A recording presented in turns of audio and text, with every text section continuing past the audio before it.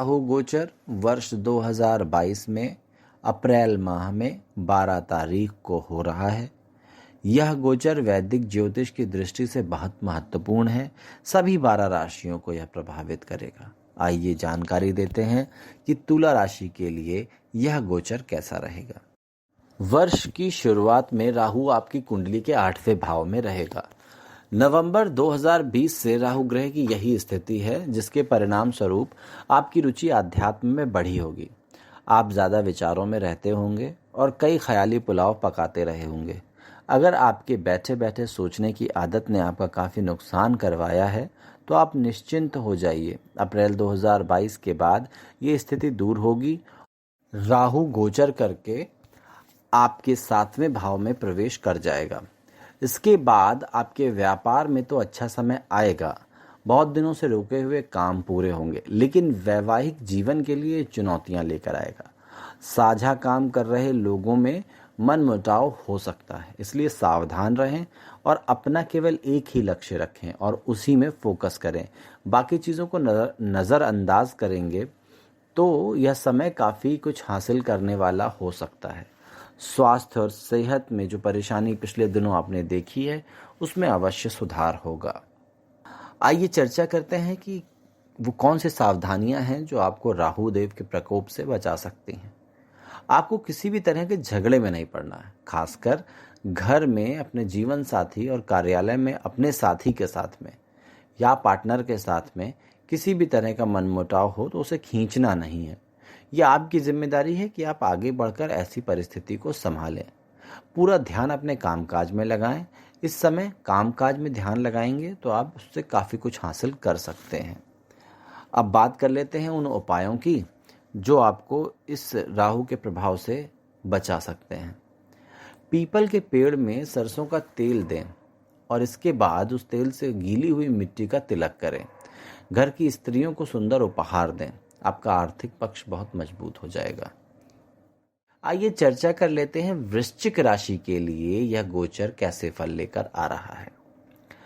वृश्चिक राशि की बात करें तो यह साल की शुरुआत में राहु उनके 7वें भाव में होंगे और शुभ फल देने की स्थिति में होंगे। इसके अनुसार अगर आपके काम नैतिकता पूर्ण हुए तो आपको व्यापार और कामकाज में लाभ हो रहा होगा। वैवाहिक जीवन में थोड़ा संघर्ष है, लेकिन अब वर्ष 2022 में राहु के गोचर के बाद इस स्थिति में थोड़ा सुधार होगा। पिछले दिनों कई मामलों को लेकर साथी या फिर जीवन साथी दोनों से आपके मतभेद हुए होंगे और ये भी संभव है कि बहुत लोगों के संबंध विच्छेद भी हुए हों। इसका सीधा प्रभाव आपकी एकाग्रता और धन की स्थिति पर जरूर पड़ा होगा, लेकिन अब यह स्थिति समाप्त होने को है। अप्रैल 12 के बाद राहु आपकी राशि के 6वें भाव में गोचर करेगा। राहु की ये स्थिति आपके लिए बहुत अच्छी साबित होगी, लेकिन ध्यान इस बात का रखें कि किसी भी बीमारी के लक्षण को नजरअंदाज ना करें। कार्य क्षेत्र के लिए तो यह समय बहुत अच्छा है। आपका वर्चस्व बढ़ेगा और आप अपनी शर्तों पर काम करेंगे। प्रमोशन, आय में वृद्धि आदि की संभावना भी प्रबल है। प्रतियोगी परीक्षाओं में बैठ रहे हैं तो भी सफलता की संभावनाएं बहुत हैं। किसी भी स्तर पे आप कोई कमी न छोड़ें। अब आइए बात कर लेते हैं कि आपको क्या सावधानियां रखनी है। राहु की पिछली दशा में आपको जो नुकसान हुआ है उस पर पर्दा न डालें, उसे सही करने की कोशिश करें, तभी इस समय का सही लाभ आप प्राप्त कर सकें। आप झुकेंगे तो आपका ही मान बढ़ेगा। प्रतियोगी परीक्षाओं में जाना है तो कमर कस लीजिए। आप मेहनत करेंगे तो सितारे भी आपका साथ देंगे। सेहत में ऐसी परेशानियां आ सकती हैं जो होकर भी ना हो। आपको परेशान नहीं होना है, राहु के उपाय करने हैं, इसका इलाज भी हो जाएगा। उपाय कौन से करने हैं? गोमेद जो कि काले रंग का होना चाहिए, अपने वजन के 10वां हिस्सा धारण करें। हनुमान जी को सिंदूर चढ़ाएं और उनके बाएं पैर से सिंदूर लेकर अपने माथे पर तिलक करें। आनंद ही आनंद होगा। आइए चर्चा कर लेते हैं धनु राशि पर इस गोचर का क्या प्रभाव पड़ने वाला है। वर्ष की शुरुआत में धनु राशि की कुंडली में 6वें भाव में राहु उपस्थित रहेंगे। यह स्थिति साल 2020 के आखिरी माह से अप्रैल 2022 तक रहेगी। राहु की पूर्व स्थिति आपके लिए शुभ फल देने वाली थी। अगर आपने राहु की पूर्व स्थिति में खुद को अनाचार और नशे से बचा लिया होगा तो पिछले साल आपको नौकरी कामकाज में काफी अच्छा लाभ मिला होगा। कार्य क्षेत्र में आपका वर्चस्व भी बढ़ा होगा, सम्मान में भी वृद्धि हुई होगी। लेकिन अब गोचर बदलेगा और राहु पंचम भाव में प्रवेश करेंगे, जिससे विद्यार्थियों की एकाग्रता में कमी आएगी। प्रेम संबंधों के लिए समय अच्छा रहेगा। अगर आप प्रेम में विवाह करना चाहते हैं तो यह समय उपयुक्त है। आगे कदम बढ़ाएं, आपको सफलता मिलेगी। सितारे आपके साथ हैं। आइए हम ये चर्चा कर लेते हैं कि आपको सावधानियां क्या रखनी है। सबसे पहले तो किसी भी तरह का घमंड या भ्रम न रखें। आपको सभी बिंदुओं पर वर्तमान समय के अनुसार निर्णय लेना चाहिए।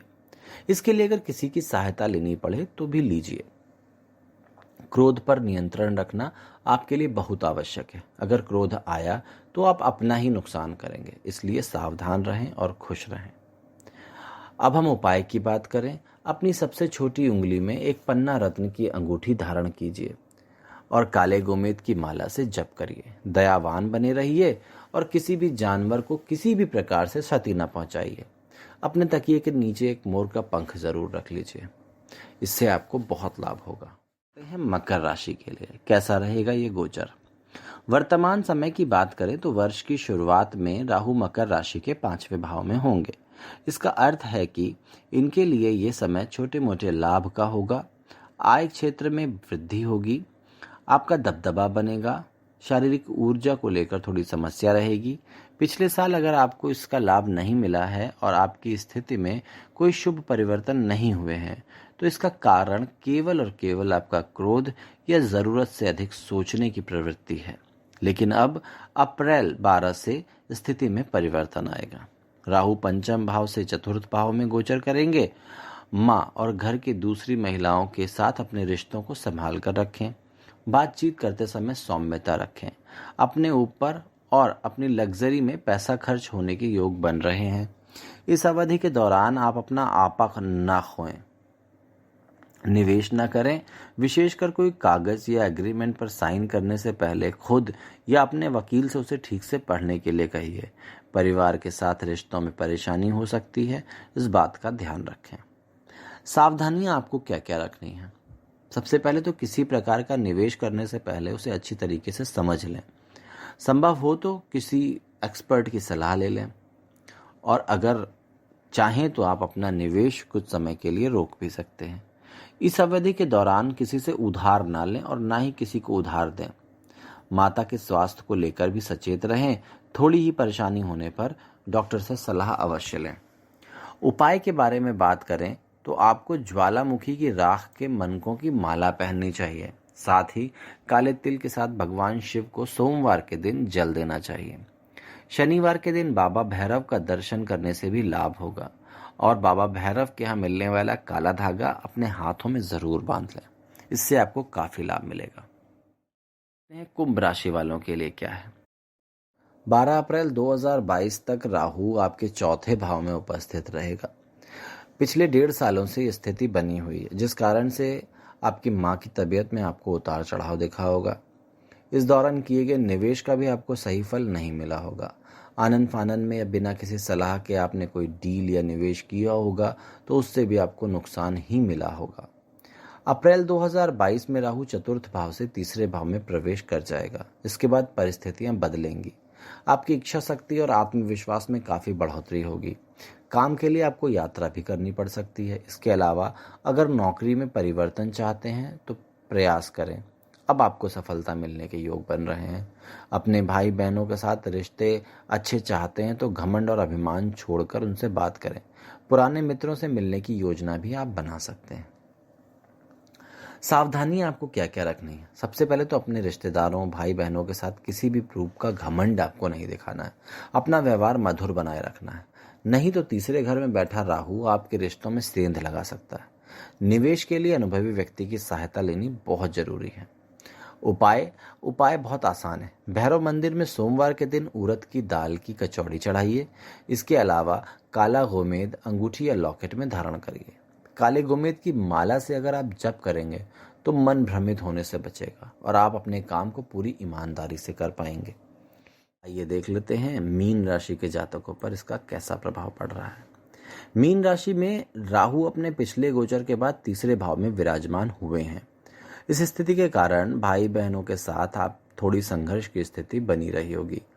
यदि अपने क्रोध पर नियंत्रण नहीं किया होगा तो आपको काफी नुकसान भी हुआ होगा।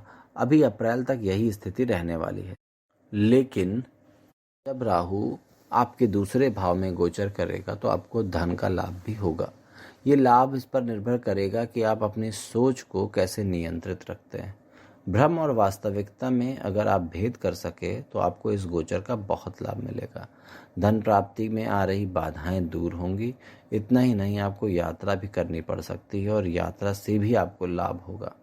आइए अब जानकारी ले लेते हैं उन सावधानियों की जो बहुत ज़रूरी हैं। सबसे पहले तो अपने आप को भ्रम से दूर रखना है। आप भ्रम में बिल्कुल रहें ना, वास्तविकता में रहकर अपने सारे निर्णय लें। आने वाली कई परेशानियों से आपको छुटकारा मिलेगा। भाई बहनों को खुश रखें और आपस में प्रेम पूर्वक रहें। इससे राहु के दुष्प्रभाव में बहुत कमी आती है। दारू अथवा किसी भी नशीले तत्व के सेवन से बचें। परिवार में शांति बनाए रखें, यह आपकी नैतिक जिम्मेदारी है। उपाय कौन कौन से आपको करने हैं? सबसे पहला उपाय, काले गोमेद की माला धारण करना है और उसमें राहु के मंत्रों का जप करना है। इससे राहु के शुभ प्रभाव मिलेंगे और धन प्राप्ति में आ रही बाधाएं दूर होंगी। इसके अलावा आप सरसों के तेल में काला तिल मिलाकर उसका दिया जलाइए। ये उपाय केवल शनिवार के दिन करना है। इनसे आपको बहुत लाभ मिलेगा।